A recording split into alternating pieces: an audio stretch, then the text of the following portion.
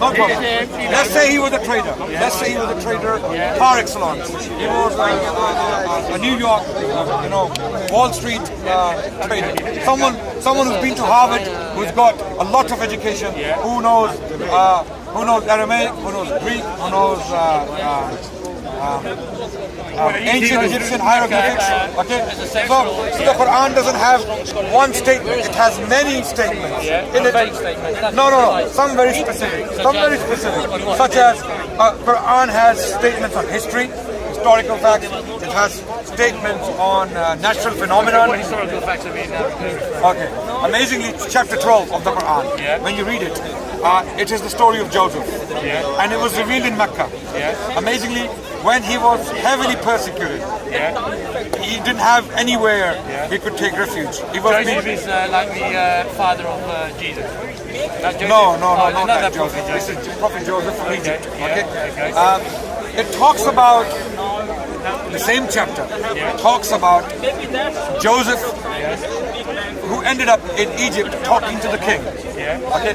So when the word king is used for the king of Egypt, who are the kings of Egypt? Pharaoh. Thank you. But amazingly, the Quran, when talking about the king of Egypt at the time of Joseph, does not say Pharaoh. It simply says Malik, the king.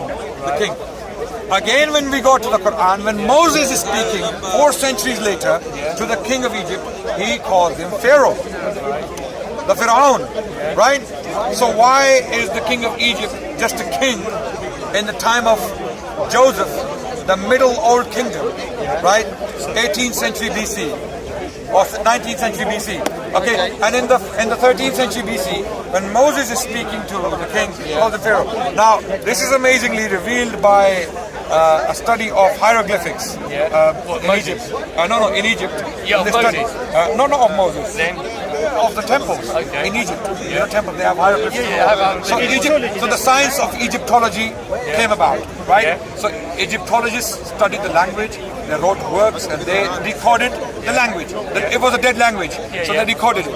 Okay, through they used, Rosetta Stone in the British Museum. It has 3 languages, so they decoded the language. So when they did that, they studied the temples. What they came to realize that from in the 19th century BC, the Middle Old Kingdom, it was an Asiatic family called Hyksos were governing Egypt, and they did not use the title Pharaoh for themselves. They were simply known as Hyksos kings. They were simply kings. In Egyptology, Humf, HMF, which means Your Majesty, the King. Amazingly, this is what they were called, the king. But in the New Kingdom, in the 13th century BC, the hieroglyphics suddenly start to refer to the king as the Pharaoh, as the great house. Pharaoh actually means the great house, as the Pharaoh. Pharaoh. And amazingly, the Quran makes that distinction. And if Muhammad was copying the story from the Bible, when you go to the book of Genesis, Abraham in the 19th century BC is talking to the king as Pharaoh. Joseph is talking to the king as Pharaoh. Moses is talking to the king as Pharaoh, which is anachronism, which is a historical error. And the reason why that is the case is because the current text of the Bible was written after the Babylonian exile. No, not by the Greek. No, by the Greek. I'm talking about the Old Testament. The book of Genesis. It was written after the Babylonian exile. Okay, and at that time, the kings of Egypt were pharaohs. So it was but natural for the scribes to put him down as Pharaoh. If Muhammad was copying blindly from wait. Okay, Joseph would be speaking to Pharaoh. Okay. Do you realise a lot of the Old Testament has been plagiarised from old Sumerian texts? Like the story of Gilgamesh, which is the story of Noah, the story of Aduma, Adam and Eve. Yes. Now, they used to believe... But that doesn't make it false. No, but they also believed at the same time in celestial beings called the Anunnaki. I don't know if you're aware of that. Okay. Now, the Anunnaki had a lifespan of 900 years, just like Adam had. Noah. And Noah had 900 years. So, all that's happened is that's been extrapolated and made into a story because even in the Sumerian text, it's got the story of Moses before the biblical Moses even ever existed. Even if it's true. Yeah. Even well, it is. You've got the hieroglyphics there as well. Okay. No. Hieroglyphics. Sumerian text or not? Yeah. The tablets. Yeah. You're talking about Babylonian, Akkadian tablets. No, I'm talking about Sumerian tablets. Are you talking about the Code of Hammurabi? No, Sumerian. Sumerian tablets. Yeah. Okay. Let's assume it's true. Yeah. And it's true. I believe you. Yeah. Just because Sumerians picked on it doesn't make it false, does it? Well, I mean, what it means as the story of Moses was already introduced before the biblical Moses even actually came about, because the Egyptians dynasty was a lot after. But why does the story have to be false if it was picked on by someone else? No, because just like evolution, religions have evolved throughout the stages. Say, for example, the Old Testament. Okay, it's a very nice claim. It's a very attractive claim. When the Hebrews got conquered by the Persians, they adopted a lot of the Persian. No, but my question is, just because Sumerians talked about it, or the Code of Hammurabi is similar to some of the laws in the Old Testament. Okay, and I believe the Old Testament has a huge human element in it. Right. People did add a lot of stuff. They did borrow laws from other civilizations. No doubt about this, right? Okay, just because that happened doesn't mean everything in that literature is false. Is that a fair point? Yeah, it's a fair point. But then what do you pick and choose? The story of Moses, which is correct and which is false? No. I believe the Quran. I don't need the Bible to believe in God. Okay. I believe Bible has been changed, corrupted, manipulated, altered by scribes for a number of years, for a number of reasons. So I don't believe the Bible to be authentically transmitted from what Moses or Abraham or Joseph had delivered to the Jews. Or the word Jew didn't even exist until the Romans came around. Okay, so all these things I'm aware of. Okay, but all these things do not prove the fact, or do not prove the assumption that these stories are false. Okay, there is no way of you doing so that. likewise, how can you authenticate your Quran in the same way? I have a number of reasons for that. Historical accuracy, the lack of ability on Muhammad's part to be able to produce something like the Quran. I don't believe a man sitting in the middle of the Arabian rock, Makkah as a rock. Okay, because there was a scribe, I can't remember his name. Waraka bin Nawfal. I can't remember his name. Waraka. Because he added something and then the Prophet had him put to death or something. No. He went around claiming that. This is Abdullah bin Sa'd bin Abi Sar. Something like that. Yeah. Abdullah bin. And he ran away. He went to Mecca. So what? What does that prove? Because he claimed that basically he added something on, and the Prophet said, "Yeah, fine." So he thought, hold on, if this was the word of God, he should not be able to add bits on. But do you know about him? No, what happened to him? What happened? He came back to Islam. Yeah. Okay, and he served Islam better than other companions had. Well, I mean, wait. Okay. He was made the leader in Egypt. He led the Egyptian army. Abdullah bin Sa'd bin Abi Sarh. If he knew what he claimed was true, why would he put his life in danger for Islam? Well, why would he go on the front line and fight for Islam in Egypt? Why would he do that? Why would he put his life in danger in the first place by claiming all these things that? No, but why? Okay, fine. He's a hypocrite. Let's assume. He's a hypocrite who doesn't believe in Islam. He can sit in Mecca, enjoy his life with his wife and children. Why does he need to go to Egypt? Maybe he would have been put to death. No. He had the protection of the Prophet. Why? How? Because the Prophet said 10 people, even if they are hanging on to the Kaaba, the cloth of Kaaba, you have to get rid of them. Why? Because they have committed these crimes. And Abdullah bin Sa'd bin Abi Sarh, his crime was lying on the Prophet, deliberately going back to Mecca and telling people that this is what was happening. But wasn't he also connected to one of the caliphs, and that's why... Uthman. Okay, so what happened was, Uthman came with Abdullah bin Sa'd bin Abi Sarh, and the Prophet was upset with it. And Uthman said, Ya Rasulullah, allow him. He repents. He is asking for forgiveness. Forgiveness for what? For what the lie he had attributed to the Prophet. But then there's also another thing wait. Where the Prophet and then the Prophet ﷺ did not want to forgive him. And then 3 times he asked for forgiveness, and the Prophet said, okay, you're forgiven. Okay, now that he has been forgiven, no Muslim can come to him and kill him after that. Now understand this. He can simply sit in Mecca, enjoy his life, have his pina colada, and watch belly dancing. He doesn't need to go to Egypt to fight a battle for Muslims. He doesn't believe in. But apparently, I read somewhere that the Prophet was still annoyed, and he asked the people, look, why did you obey me or something like that? No. Didn't you He said, see how- why did you not strike him? Yeah. Why did you not? And they said, Ya Rasulullah, we were waiting for your command. Yeah. Okay. And he said, now it's done. It's forgiven. He asked for forgiveness 3 times, and I have forgiven him. That's it. So after But the that, fact is the Prophet still wanted him dead because he was no, relying on the others to if take. the Prophet wanted him Yeah. dead, all he had to say, done, job done, job done. If he wanted him dead so desperately, he would have said, okay, yallah, itla, go. Yeah, like Saddam Hussein. Have you seen this video? Saddam Hussein is sitting in a cinema, and there is this side and there is that side. 500 people. He goes to them, yallah, go.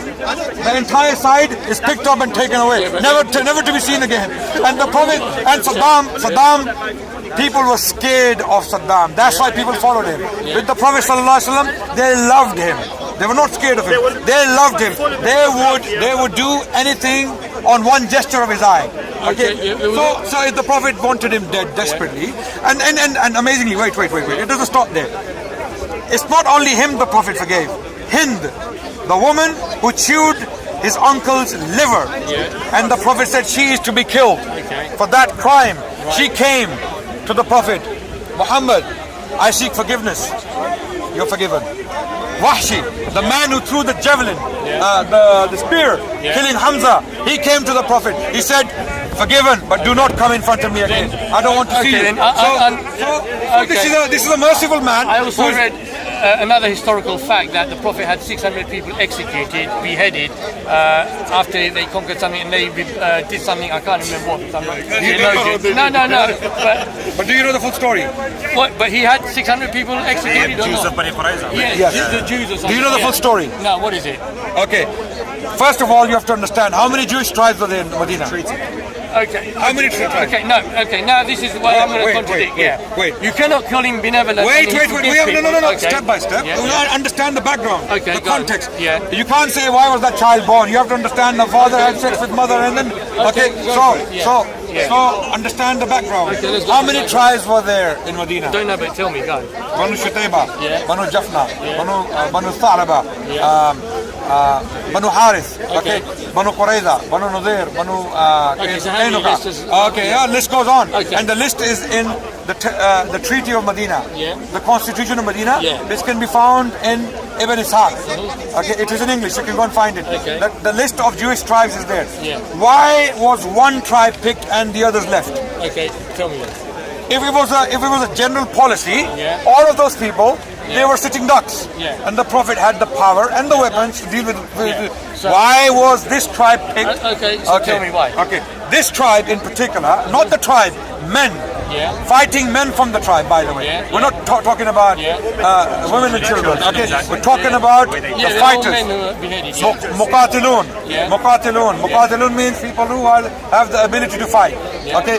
These people had a treaty with the Prophet and the treaty is what? The Treaty of Medina. Yeah. And you can go and read it Okay. and see how fair it is. Yeah. The Prophet said Jews are one party, the Muslims are another party. Yeah. We are two different parties Yeah. and we are united politically. Yeah. We will defend each other. Okay. When the Jews are attacked and their tribes are mentioned, all of them. Yeah. Okay. Some of them, they fulfilled the treaty. Yeah. They didn't go against it. Right. Others, they tried to be naughty. Yeah. So Banu Qurayza tried to be naughty the first time. Yeah. You know, during the Battle of Badr, they were trying to provide intelligence to the Qurayshis to harm the Muslims. And the Prophet heard about this and he ignored it. Yeah. Now the Battle of the Ditch, Yeah. year 5.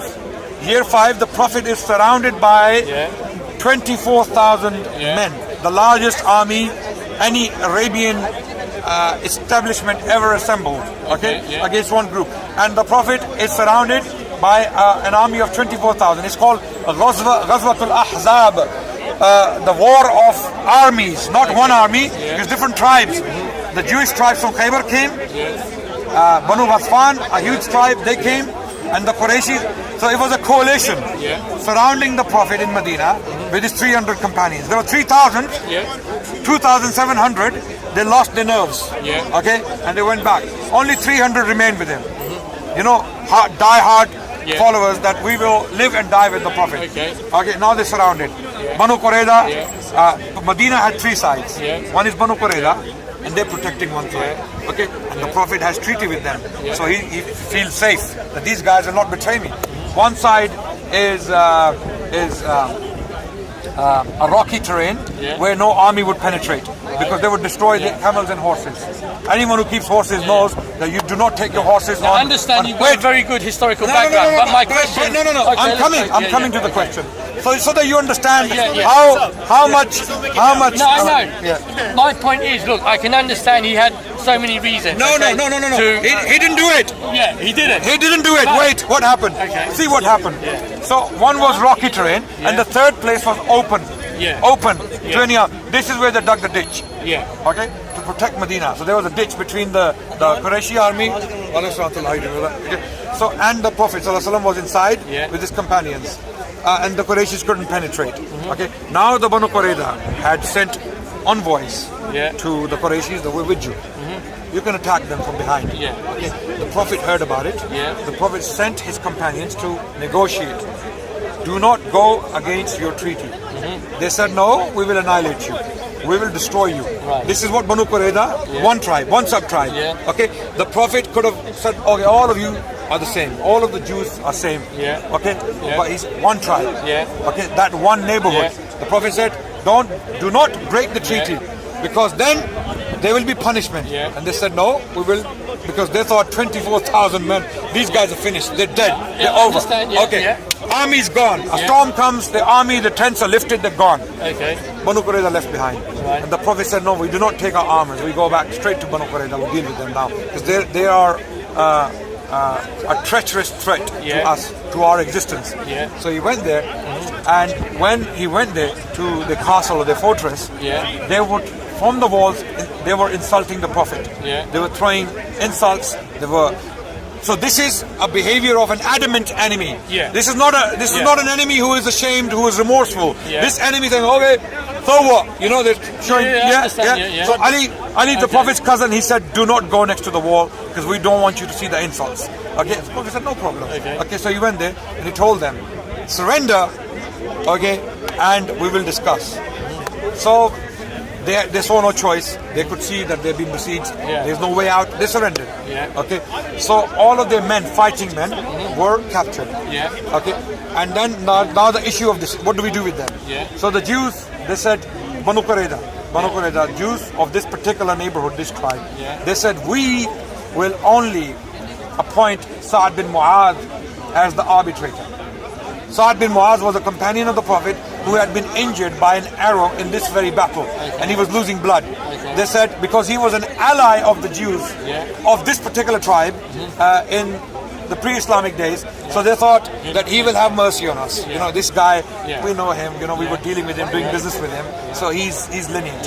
Okay, so the Prophet said, are you sure? They said, yes, Sa'ad bin Mu'adh is the man we appoint as the arbitrator between us.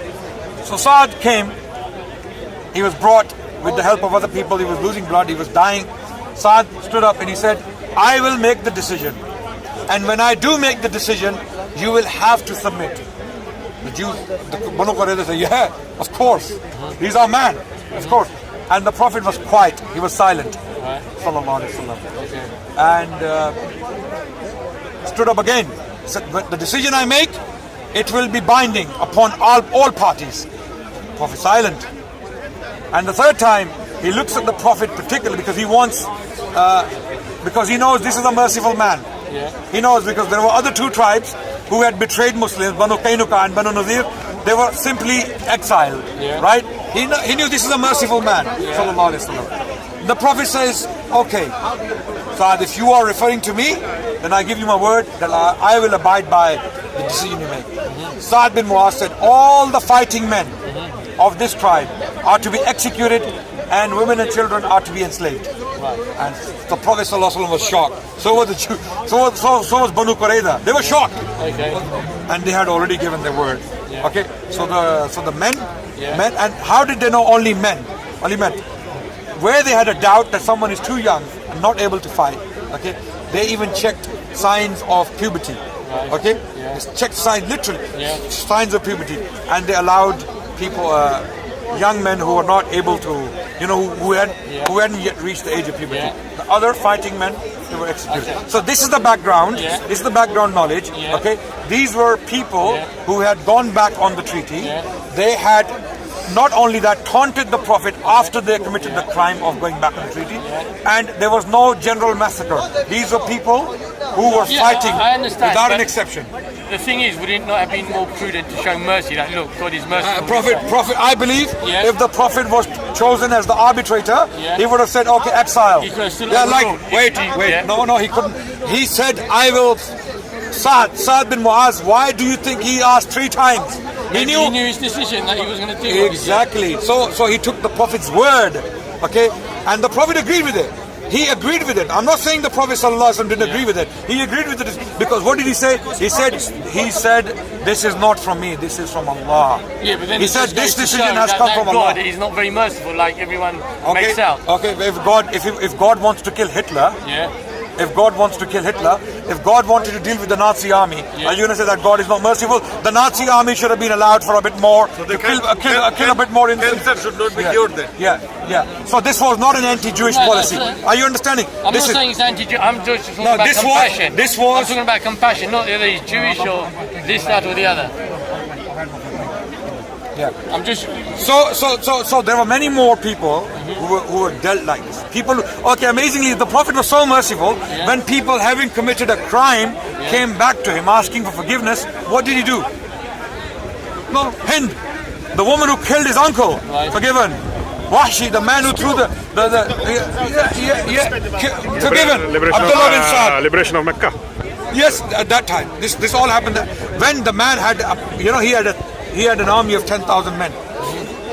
When he conquered Mecca, if he said, in fact, one of his companions with a flag from Medina, from Ansar, he galloped his horse towards Mecca, that today is the day of massacre.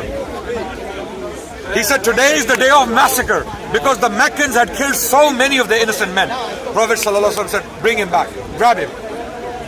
So they grabbed him, they brought him back, he took the flag from him, and he gave it to his father, I think, or one of his close relatives, so that he doesn't feel offended that the flag is taken from him. He said, no, you stay behind. We're not here for massacre. Today is the day of mercy. The Prophet ﷺ. So when things were in his hand, he did mercy. Okay? So you can't just use one incident and say, this man was a bloodthirsty barbarian, and he was out to kill people and taste their blood. He wasn't like that. In fact, anyone who studies the Prophet ﷺ, and many people have, when you study him objectively, within his circumstances, many people either become Muslims just by studying his character, or they abandon criticizing him. This is why people like, Michael Hart, he wrote a book recently, this guy in America, and he wrote a book titled The 100 most influential men in human history. And number 1 is Muhammad. And I don't think Saudis paid him to write that book. Okay? And amazingly, Moses and Jesus all came up. Because he believed that Muhammad was the most successful man in human history. When it comes to, on the basis of politics, economy, religion, Islamic civilization, the result, the outcome of his teachings, how people were transformed beyond recognition. These people who used to bury their own daughters alive, women had no rights. Now women can own property, they can do business, they can have a say. Women did have rights though, right? Khadija got married, when she was 40, and she was a businesswoman, and she married Muhammad, right? And she was doing business by herself. So this thing about women didn't have rights is not true. Are you sure you're gonna stand by and have a discussion seriously without a smirk? Without a smirk. Just one point. Okay. No, women did not. Khadija was a millionaire. She was a woman who had a lot of money. Okay. When I said women, what does that mean? In general, women could be bought and sold. There's a verse in the Quran. There's a verse in the Quran, chapter 4, verse 19. Verse 19. You say they had rights, but they still used concubines and stuff during those times. Who? During that era, after defeating another army, they used to take the women as concubines. No different to what ISIS are doing now, anyway. I mean, why do you think ISIS? Why does ISIS come into our discussion? No, I'm just saying, like a lot of the things. No, amazingly, what happens nowadays, it is very unfair. to bring ISIS into every discussion on Islam. ISIS only came about when? Yeah, about when? 6 years ago. No, less than that. Less than that. Okay, but, yeah. I mean, wait. Now we has- agree that ISIS only came around. Yeah, 5-6 years ago. What do you have to say for 1,000 years of Islamic civilization? No, but we're talking about ISIS theology, not that they came. I'm saying to send them to hell. Yeah. I'm saying, what do you have to say about 1,000 years of Islamic civilization? Yeah, but Islamic libraries, hospitals, universities, coexistence, peace, justice, protection for Jews and Christians. What do you have to say about that? Ottomans, then the Umayyads in Spain, Well, the and then Ottomans the massacred a lot of Ayyubids. Armenians, if I remember correctly. When was that? When was that? About 100. So you ignored 5 centuries of Ottoman history. I mean, what and you jumped to Armenian genocide. you're being very selective. Saying, No, I'm not being good, selective. good, You good. are. No, I'm saying, look at Ottoman history Yeah. from year 1299, from the time of Uthman I Yeah. to 1924. Yeah. And amazingly, have you studied the Armenian genocide? Have you studied it? No, but I suppose Okay. you've got Who something was to say. responsible for Armenian genocide? I suppose the Armenians. Then. No. Then who? No. Turkish government. Turkish government. Yeah. And who were they? Young Turks. Yeah. Do you know who Young Turks were? Who were they? Do you know who they No, were? I can't tell. Okay, this is your homework. Go and study and see who Young Turks were. Okay. Whether they were Enlighten actually me now anyway, they were enlighten me. actually Ottomans Yeah. or not. Because when did the genocide take place? About 1920 or something. Okay, during the First World War. Okay, and this was amazingly Bernard Lewis, who is considered to be an authority on Ottoman history. Bernard Lewis actually has come out, and he's Jewish, by the way, and he's very close to Israel. That says a lot, by the way. Yeah? And he is of the opinion that the Turkish government, there is a distinction between Turkish government and Ottoman government. The Ottomans are already gone. Ottomans are gone. By the year 1900, Ottomans are finished. Okay, you don't have Ottomans there anymore. Okay, so because Ottomans had plenty, ample opportunities to massacre the population of lands they conquered. Did they do it? But they were genetically the same No. people anyway. The fact that you mention Armenians, you obviously have no other examples to get yet. No, I'm Okay, just. there off may the be cuff. examples. There may be, but what I'm trying to do is just balance, because you're saying, oh, they did this good, this good. I'm just saying that, look. Young Turks were a bunch of secular activists who effectively got rid.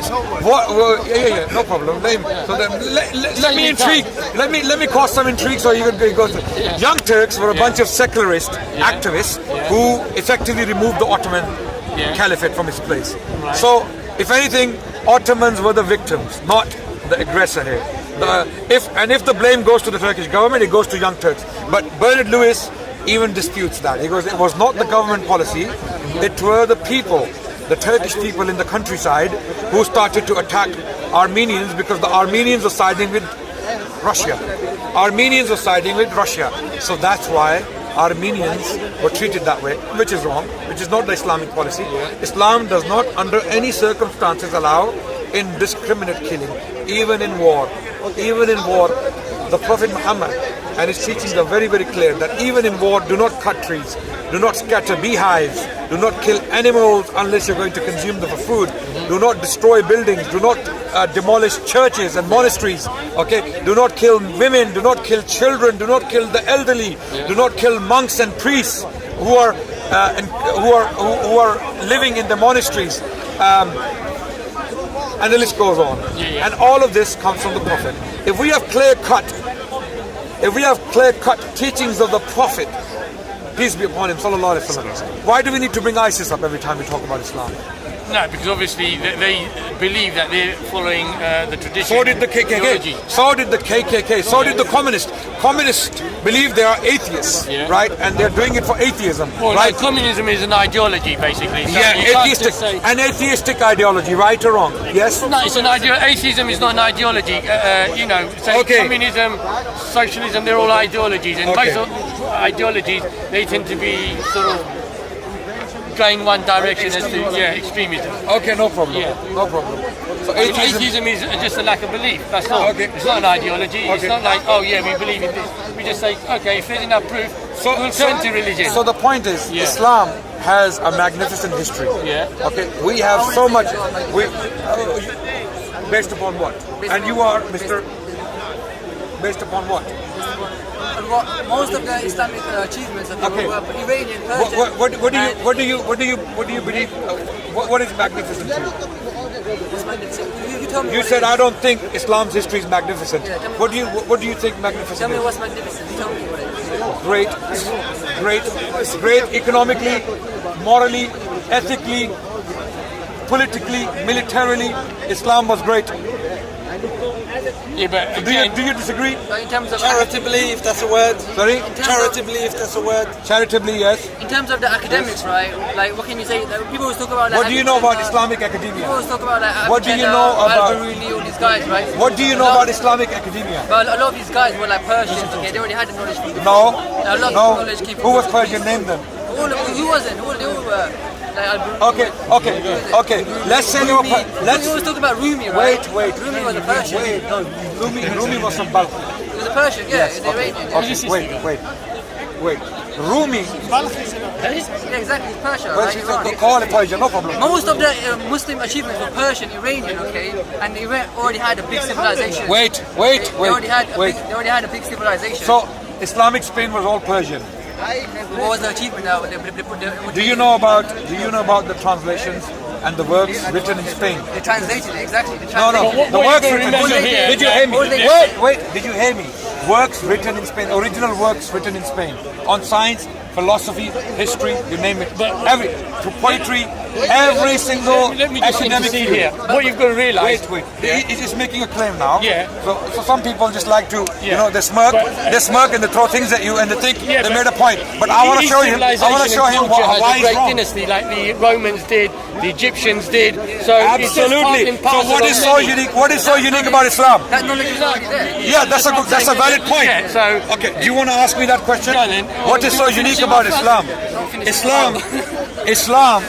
Islam, in the words of Karen Armstrong. Yeah, one person. Yeah, opinion. Yeah. Do you want me to give more names? Well, I mean, again, How many do you need? There's a lot of How many do you self-opinionated need? people. 10, but, 20? Yeah. I can give you names. But carry on. I'm sure you can. Well, you said one name, Okay. but I can give you 20. Okay. You yeah. can count them. I'll take your word for it. Come Okay. Now. So you don't want 20 names? No, but let's continue. So, I'm just. so that's why I mentioned one person so that you know that it's not my opinion. Okay. There are people who are not from the house of Islam and they acknowledge the positive achievements of Islam. Islam effectively brought... But then he'll come across and say, likewise, I can name as many as you do who counteract your argument. But carry on. I'm just going to... Bring the names. Yeah. Anyway, Bring I'm the just going names. to... What he's going to come across. Yeah, But no carry problem. on. Bring the Okay. names. You can bring them. Do you have any names? Yeah, I'm one of them. And who are you? You might be...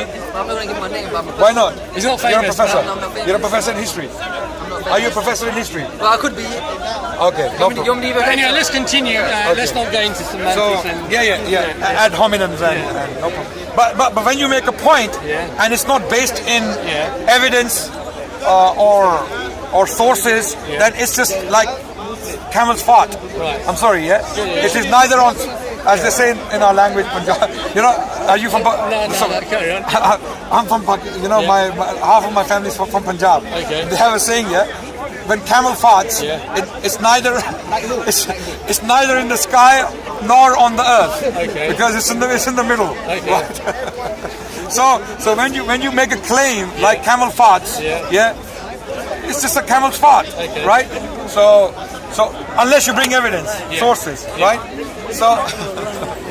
So my point is, Islamic civilization wasn't only Persian. You're wrong. Okay.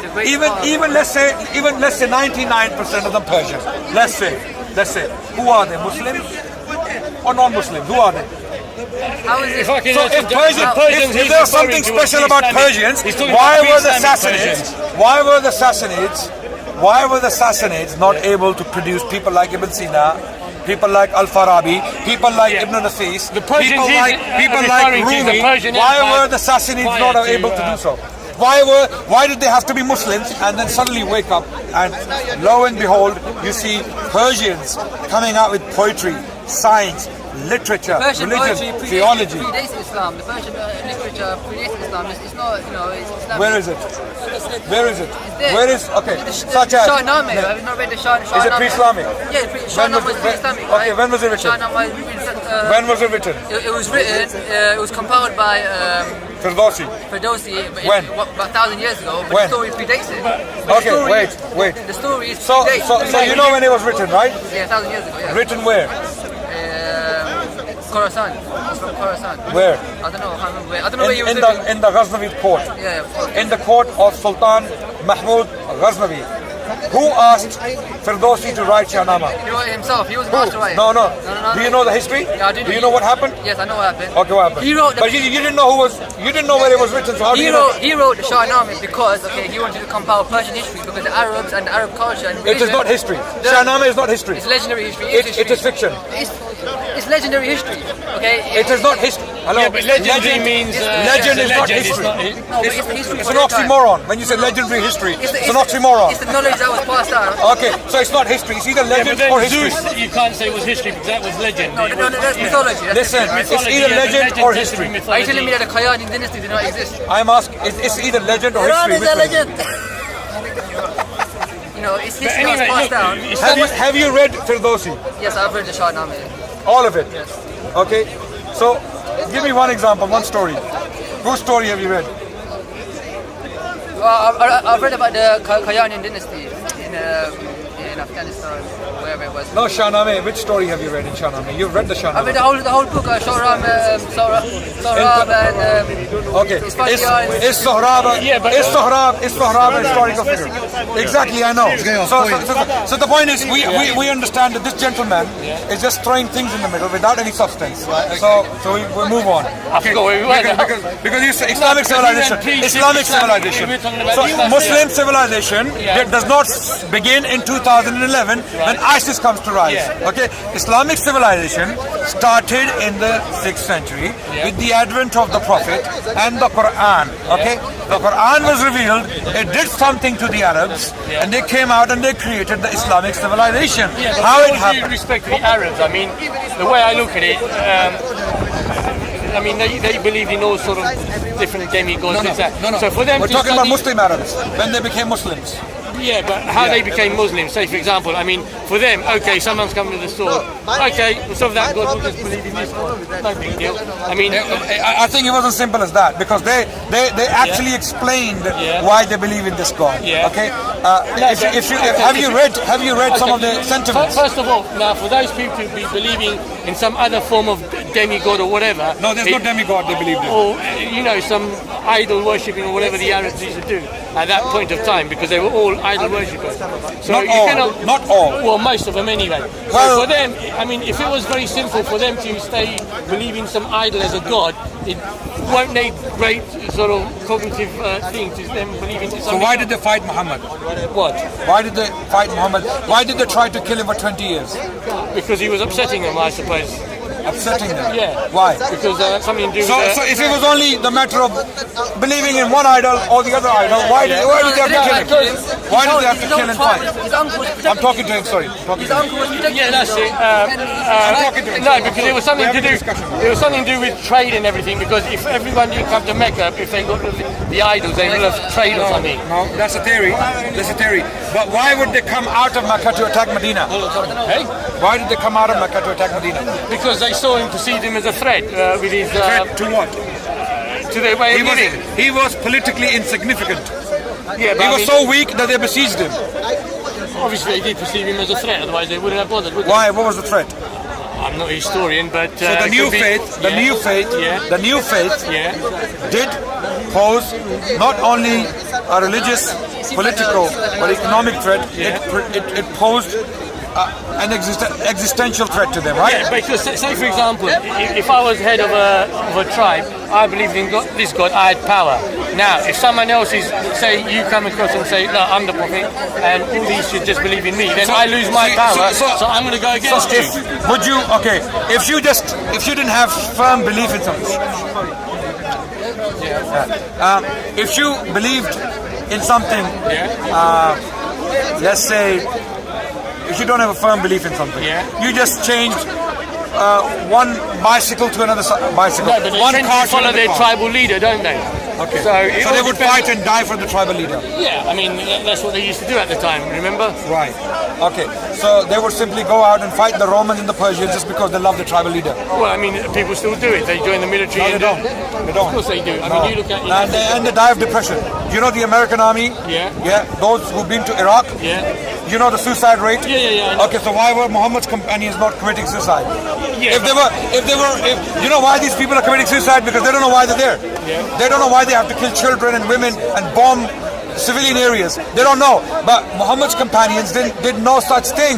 They believed that they were fighting for a just cause, and they established peace and justice in the land. And that's why they were so happy. Yeah, but people- And that's why they kept going as far as southern France and northern China and down India in Sindh.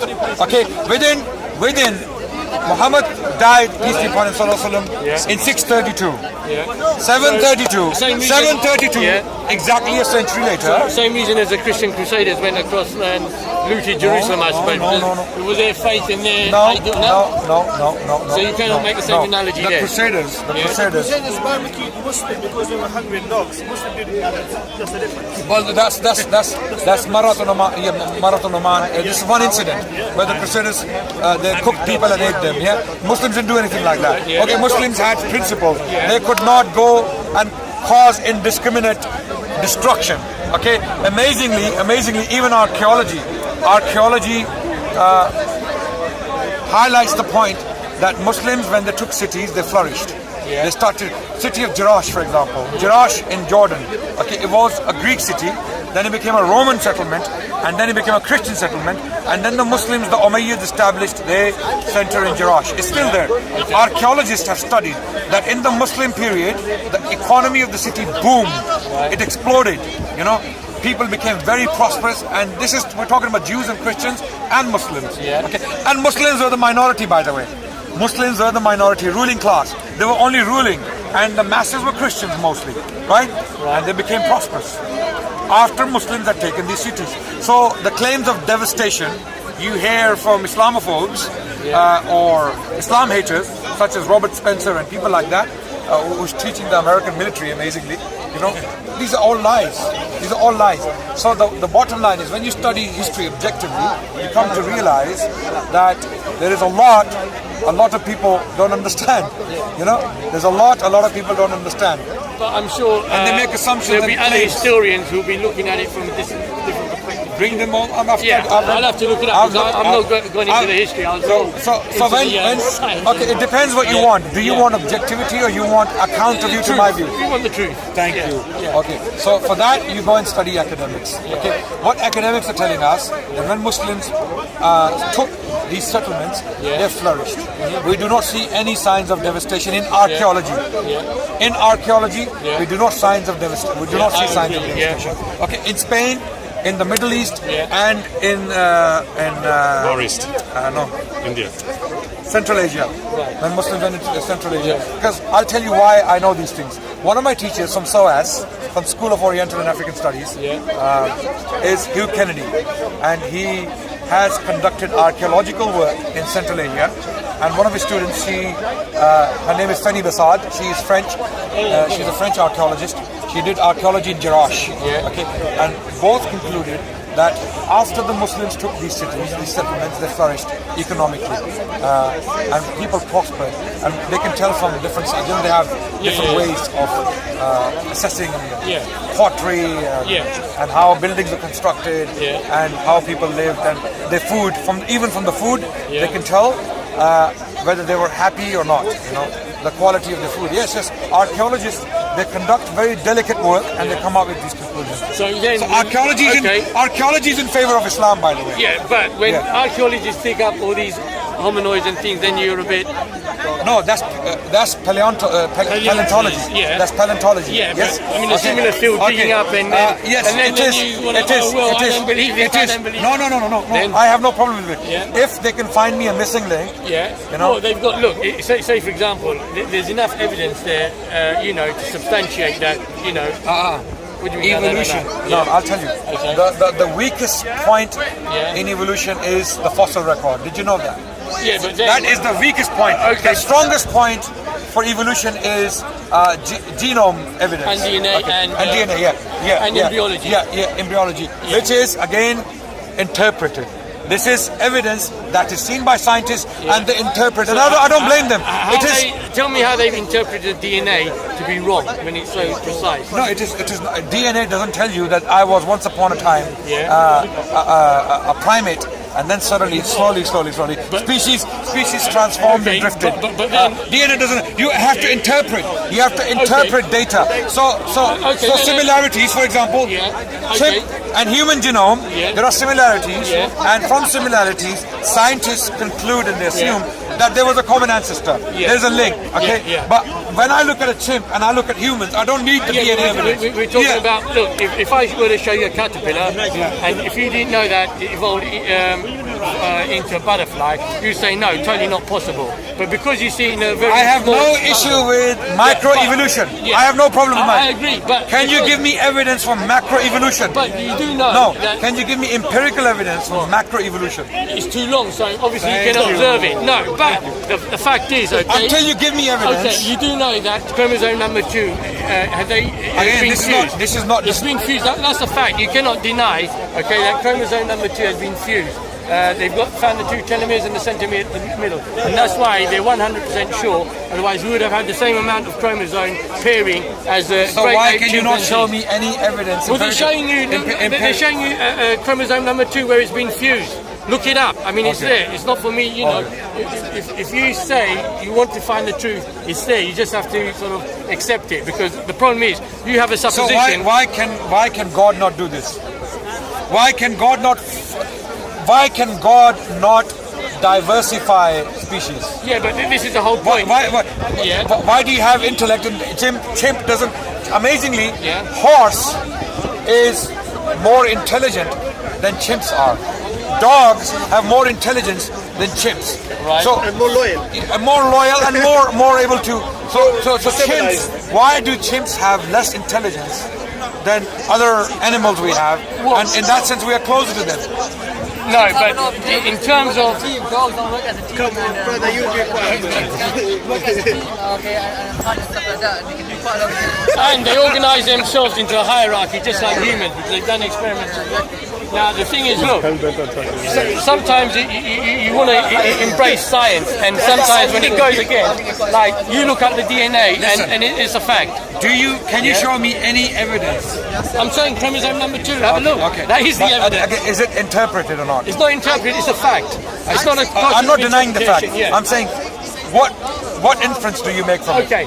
The fact is Is okay, the conclusion? inference- Okay, wait. Is the conclusion inferred or not? It is, because had it not Thank you. basically had it not combined, okay, we would have- Why can God not do it? yeah, but then why can his God not do it? He might believe in some other God. No. Well, let's say one. Call him the supreme. Call him the supreme being. Yeah. The one. Yeah, but then what you claim that we're not from chimpanzees, okay? No, It goes- evolution doesn't say that we are from chimpanzees. No, he says we're from It says an primates. ancestry. We're Primates, from ancestry. right? Okay. Yeah. So but there was But the fact is, diversity in species. Now I'm asking, Yeah. why could God not plan that?